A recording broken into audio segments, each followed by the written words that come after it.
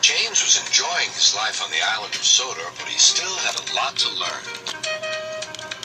"You're a special mixed traffic engine," said Sir Topham Hatt. "You can pull coaches or freight cars quite easily, but you must learn by your mistakes."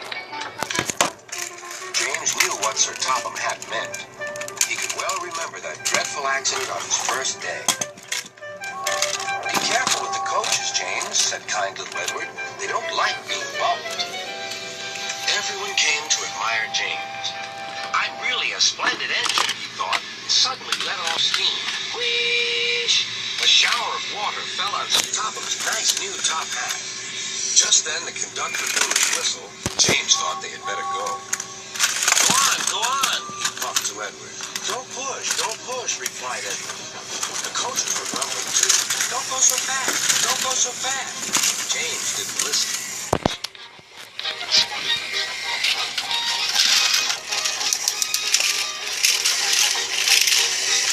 When at last they stopped at the next station, 2 coaches were beyond the platform. They had to go back to let the passengers out. No one seemed to know about Sir Topham's new hat, so James felt happier. Presently, they came to the station where Thomas was waiting with his 2 coaches. "Hello, James," said Thomas. "Feeling better? That's good." "Oh, that's my conductor's whistle. I must go. I don't know what Sir Topham Hatt would do without me to run this branch line." And he puffed off importantly.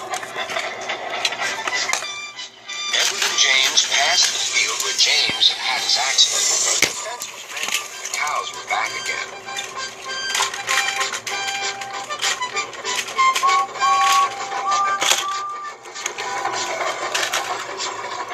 They ended their journey and rested before setting off for home. James was still wondering what Sir Topham would have to say about his new hat.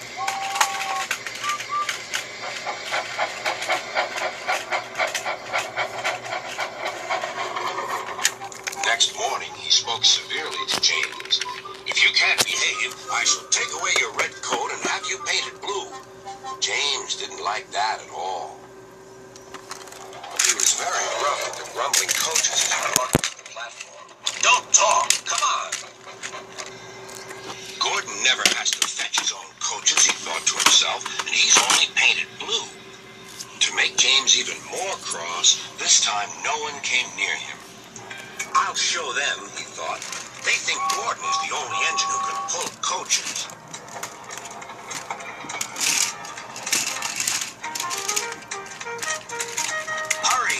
Hurry, puffed James. You're going too fast, replied the coaches. James laughed and tried to go faster, but the coaches wouldn't let him.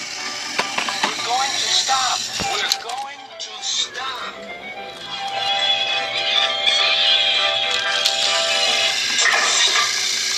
"What's the matter?" James asked his driver.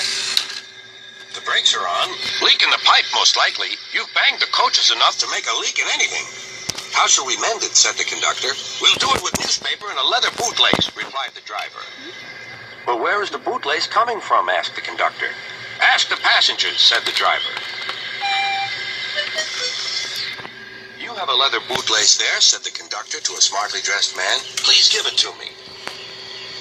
"I won't." "Then I'm afraid the train will just stop where it is." The passengers all said what a bad railway it was. Then they told the man how bad he was instead. Everyone was very cross. At last he handed his laces over. The driver tied a pad of newspaper tightly round the hole in the brake pipe, and James was able to pull the train.